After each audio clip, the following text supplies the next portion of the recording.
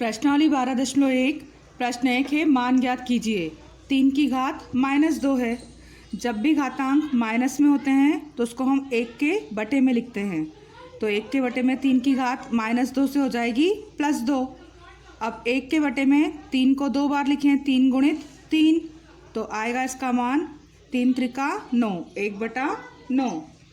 ऐसे ही है -4 की घात -2 है, तो 1 के बटे में लिखेंगे हम, माइनस हटाने के लिए 1 के बटे में लिखेंगे -4 की घात 2। अब 1 के बटे में -4 आएगा 2 बार, -4 गुणित -4, माइनस से माइनस कटे गुणा करने पर माइनस माइनस प्लस, और 1 बटे में 4 चौक 16। 1/2 की घात है -5, माइनस है इसलिए 1 के बटे में 1/2 है, तो ये उलट गणित हो जाएगा 2/1 और उसकी घात हो जाएगी 5। अब 2 की घात 5, 2 को लिखे हम 5 बार और बटे में 1 को भी 5 बार। 2 दूनी 4, 4 दूनी 8, 8 दूनी 16 और 16 दूनी 32, और बटे के 1 को नहीं लिखते हैं, बटे के 1 कम 1 ही आएगा, तो बटे में 1 हो या सिर्फ 32। प्रश्न दूसरा है सरल कीजिए और उत्तर को धनात्मक घातांक के रूप में व्यक्त कीजिए।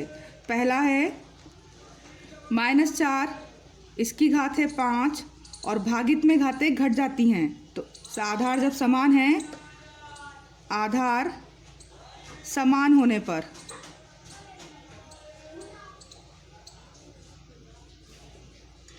भाग में घातें घटती हैं। तो यहाँ 4 है माइनस और यहाँ भी -4 है और भागित चिन्ह है, तो उनकी घातों के बीच में काय का चिन्ह आएगा, माइनस का, यानी -4 की घात बचेगी -3। -8 में से 5 गए -3। अब ये माइनस को प्लस में बदलने के लिए क्या करें हम, -1 के बटे में लिखें -4 की घात 3, घात के रूप में व्यक्त करना है आपको, तो 1 के बटे में क्या आया यहाँ पर, -4 की घात 3, घातीय रूप में व्यक्त किया इसको। दूसरा है 1/2 की घात 3 और उसकी पूरी की घात है 2। अब यहाँ 1 की घात भी है 2 और बटे में जो 2 की घात 3 थी उसकी घात भी है 2, घात के ऊपर घात, तो घात पर घात का गुणा होता है। तो यहाँ 1 की घात 2, तो 1 के कम 1 ही रहेगा, पर 2 की घात कितनी हो जाएगी, 3 दूनी 6। ये होगा हमारा आंसर। घातीय रूप में क्या लिखेंगे इसको हम, 1/2 की घात 6। इसी प्रकार से अब तीसरा है -3 की घात 4 गुणित 5/3 इसकी घात 4। -3 की घात 4, -3 गुणित -3 गुणित -3 गुणित -3, और 5/3 ये कितनी बार लिखना है, ये भी लिखना है 4 बार। 3 4 बार है और ये 3 4 बार है, तो कट गए, माइनस माइनस कट गया, माइनस माइनस कट गया, बचा 5 की घात कितनी, 4। घातीय रूप में लिखना है तो 5 कितनी बार बचे हैं, 4 बार, 5 की घात 4, ये हमारे पास बचा है। चौथा है 3 की घात -7 और भागित में है 3 की घात -10 और गुणित में है 3 की घात -5। भागित में घातें घटती हैं और गुणित में जुड़ती हैं, तो यहाँ आधार समान है 3 3 3, यहाँ भी 3 की घात है, यहाँ भी 3 की घात और यहाँ भी 3 की घात, तो 3 की घात कितनी हो जाएगी, -7, भागित है तो माइनस आएगा, और कितने, -10, और गुणित में आएगा प्लस, कितने, -5।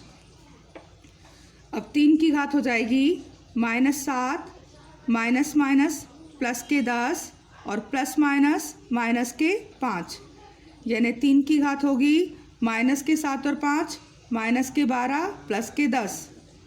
अब इसको हम लिख सकते हैं 3 की घात -12 में से 10 गए तो -2, और माइनस की घातों को प्लस में लिखने में क्या लिखना पड़ता है, 1 के बटे में लिखेंगे 3 की घात 2। घातीय रूप में क्या आएगा, 1 के बटे में 3 की घात 2, माइनस हट गया बटे में जाने से। पांचवा 2 की घात -3 गुणित 7 की घात -7 की घात है -3। यहाँ घातें समान है पर आधार अलग अलग है संख्याएं, तो हम यहाँ लिखेंगे 2 गुणित -7, दोनों की घात है -3, यानी 2 सती 14, माइनस के 14 जो हैं उनकी घात है -3। इसको क्या लिखें, माइनस हटाने के लिए 1 के बटे में लिख सकते हैं हम -14 की घात 3।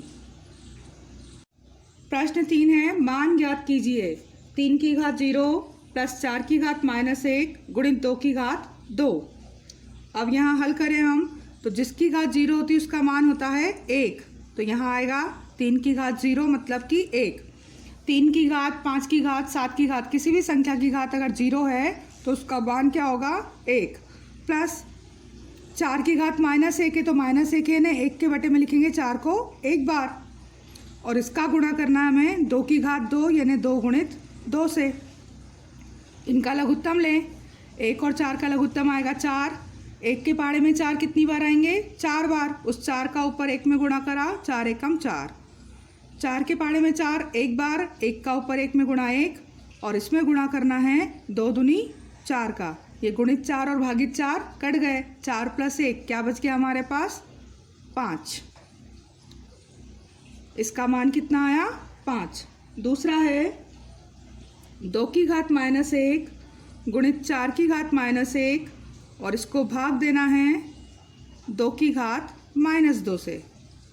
2 की घात -1 है यानी 1 के बटे में लिखेंगे 2 को, गुणित 4 की घात -1, 1 के बटे में 4, और भागित 2 की घात -2 यानी 1 के बटे में लिखेंगे 2 की घात 2। गुणा का नियम है ऊपर का गुणा ऊपर और नीचे का गुणा नीचे। 1 एकम 1 और 2 चौक 8। भागित को बदलेंगे गुणित में, तो भागित जब गुणित में बदलता है तो नीचे की संख्या 2 गुणित 2 ऊपर आएगी और ऊपर का 1 नीचे। अब 2 चौक 8 और 2 दूनी 4, कितना बचा है ऊपर 1 और नीचे 2, ये इसका मान है। तीसरा है 1/2, इसकी घात है -2 प्लस 1/3, इसकी घात है -2 प्लस 1/4, उसकी घात भी है -2। घातें सबकी समान हैं, घातें समान हैं तो हम लिखेंगे 1/2 प्लस 1/3 प्लस 1/4, सबकी घात -2। अब इनको जोड़ने के लिए क्या निकालेंगे हम, लघुत्तम। 2, 3 और 4 का लघुत्तम आएगा 12। 2 के पहाड़े में 12 कितनी बार आएंगे, 2 छंग 12 6 बार। 6 का गुणा करेंगे हम 1 में, 6 एकम 6। 3 के पहाड़े में 12 आएंगे, 3 चौक 12 4 बार, तो 4 एकम 4, और 4 त्रिक 12 तो 3 एकम 3। उन सब की घात है -2। 6 और 4 10 और +3 13/12, उसकी घात है -2। माइनस की घात हटाना है माइनस, तो 12 ऊपर और 13 नीचे, इसकी घात हो जाएगी +2। -2 से हो गई घात अब +2। क्या किया हमने, 13/12 को 12/13 लिख लिया, तो माइनस की घात प्लस में आ गई। अब 12 को लिखें हम 2 बार, 12 गुणित 12, और 13 को लिखें 13 गुणित 13, तो 12 का 12 में गुणा 144, 13 का 13 में 169, ये होगा हमारा आंसर। चौथा है 3 की घात -1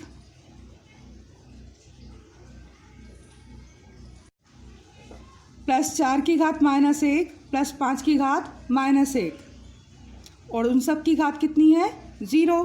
3 की घात -1 को लिखेंगे 1/3, 4 की घात -1 1/4, और 5 की घात -1 1 के बटे में 5, और उन सब की घात है 0। जिसकी भी घात 0 हो उसका आंसर क्या होता है 0। अगर 0 नहीं होती, कोई और घात होती तो हम इनका लघुत्तम लेके हल करते, पर जब सबकी घात 0 है तो जो भी आंसर आए उसका मान कितना होगा 1। इसका मान क्या होगा 1। किसी भी संख्या की घात 0 हो तो उसका आंसर क्या होता है 1 होता है, इसलिए इनका आंसर क्या आएगा 1। पांचवा है -2/3 उसकी घात है पहले -2 और उसकी घात फिर है 2। घात के ऊपर घात का गुणा होगा तो -2/3 उसकी घात है -2 और गुणित ऊपर है 2, यानी -2/3 उसकी घात हो जाएगी 2 दूनी -4। अब माइनस हटाएं तो 3 ऊपर आएगा और माइनस का 2 नीचे, उल्टा हो जाएगा उलट गुणित, -4 घात हो जाएगी +4। अब 3 को लिखना है हमें 4 बार और -2 को भी लिखना है 4 बार। 3 त्रिका 9, 9 तिया 27 तिया 81 और माइनस माइनस कट गए, ये माइनस माइनस कट गए, 2 दूनी 4 दूनी 8 दूनी 16। ये होगा हमारा आंसर। प्रश्न चौथा है, मान ज्ञात करना है आपको 8 की घात -1 गुणित 5 की घात 3 बटे में 2 की घात -4 का। 8 की घात -1 है यानी 1/8 गुणित 5 की घात 3 और नीचे जो माइनस में घात है वो ऊपर आके प्लस होगी तो गुणित 2 की घात हो जाएगी 4। -4 है, ऊपर आके 2 की घात काय में आ जाएगी +4 में। अब 1/8, 5 की घात 3 है तो 5 को लिखें हम 3 बार और 2 की घात 4 है तो 2 दूनी 4 दूनी 8 दूनी 16 4 बार। 2 से कटे 8, 2 चौक 8, 2 दूनी 4 और 2 एकम 2, 5 25 पंजे 125 दूनी 250। आंसर क्या आएगा हमारा 250। इसी का दूसरे में दिया हुआ है आपको 5 की घात -1 गुणित 2 की घात -1 और गुणित है 6 की घात -1। 5 की घात -1 मतलब 1/5, 2 की घात -1 1/2 और 6 की घात -1 1/6। गुणा करेंगे 1 एकम 1 एकम 1, 5 दूनी 10 और 10 छंग 60, 1/60। प्रश्न पांचवा है, m का मान ज्ञात कीजिए जिसके लिए 5m भागित 5 की घात -3 बराबर है 5 की घात 5। आपको m का मान निकालना है।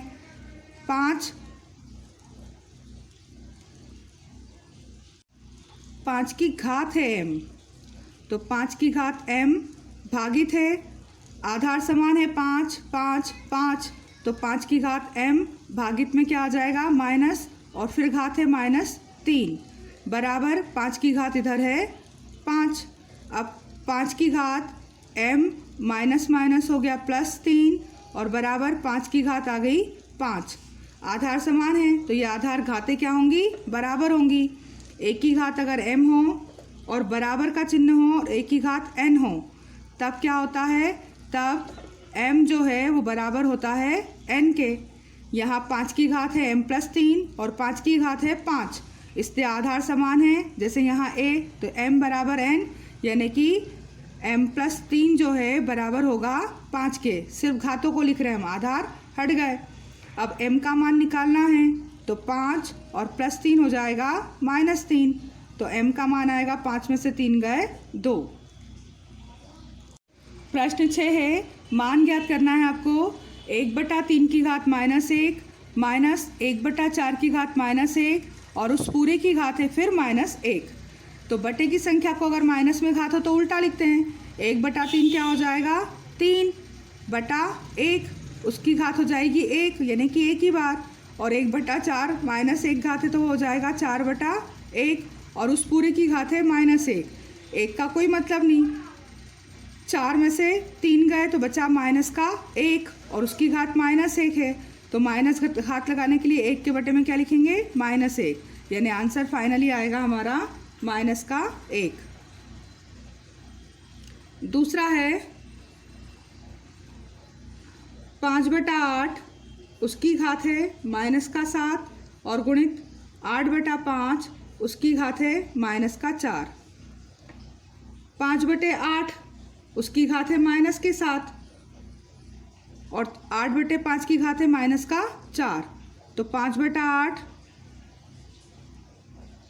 इसकी घात -7 और गुणित यहाँ माइनस अगर हटाएं तो यहाँ 8/5 क्या हो जाएगा 5/8 और उसकी घात कितनी हो जाएगी फिर +4। -4 से क्या हो गया ये +4 हो गया। अब आधार कैसे हो गए हैं समान और आधार समान हो और बीच में गुणा का चिन्ह हो तो घातें क्या होती हैं, जुड़ जाती हैं। तो इसको हम लिख सकते हैं अब 5/8 को एक बार और उसकी घात है -7 और गुणा है तो घात जुड़ेगी यानी प्लस चिन्ह और अब घात है 4। तो आएगा यहाँ 5/8 उसकी घात -7 में से 4 गए तो बची -3। अब -3 बची है तो फिर माइनस हटाने के लिए क्या करें हम, 8 ऊपर और 5 नीचे यानी 8/5 की घात आ गई 3। अब इसको 3 बार लिखें, 8 गुणित 8 गुणित 8 और बटे में 5 गुणित 5 गुणित 5। 8 अठैया 64 अठी 512 पचम 25 और 25 पंजे 125। प्रश्न 7वां है, सरल कीजिए।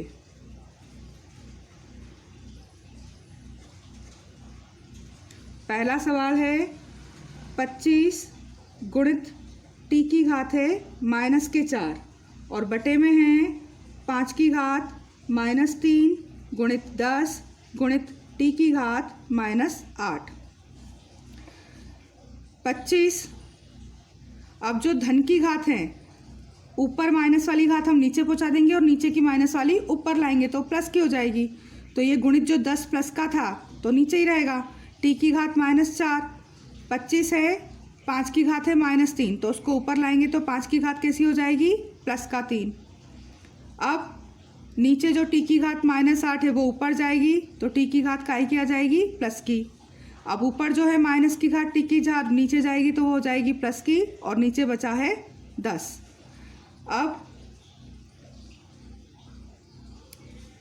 25 गुणित 5 की घात 3, 5 को लिखा हमने 3 बार और गुणित टी की घात 4 थी, 8 में से 4 कट गई, बची कितनी, टी की घात 4 और बटे में क्या बचा है अब 10।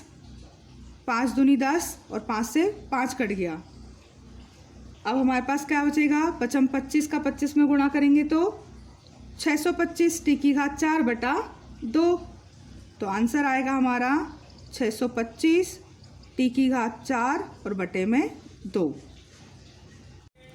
3 की घात -5, 10 की घात -5, 125 बटे में है 5 की घात -7, 6 की घात -5। प्लस वाली संख्या तो ऊपर ही रहेगी 125 और नीचे जो 5 की घात 7 थी वो हो जाएगी ऊपर और 6 की घात -5 थी वो भी आ जाएगा ऊपर, तो प्लस की हो गई। और ऊपर जो माइनस की थी 3 की घात 5 वो नीचे माइनस हो गई और 10 की घात -5 नीचे जाकर प्लस की हो गई। अब गुणनखंड करें इनके, 125 गुणित 5 की घात कितनी है, 7,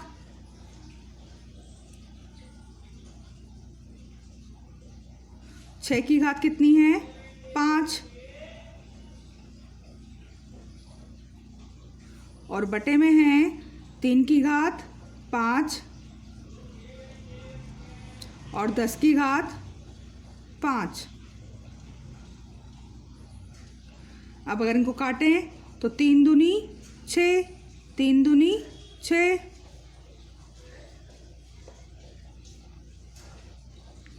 2 से काटें, 2 पंजा 10, 2 पंजे 10, 2 पंजे 10, 2 पंजे 10 और 2 पंजे 10।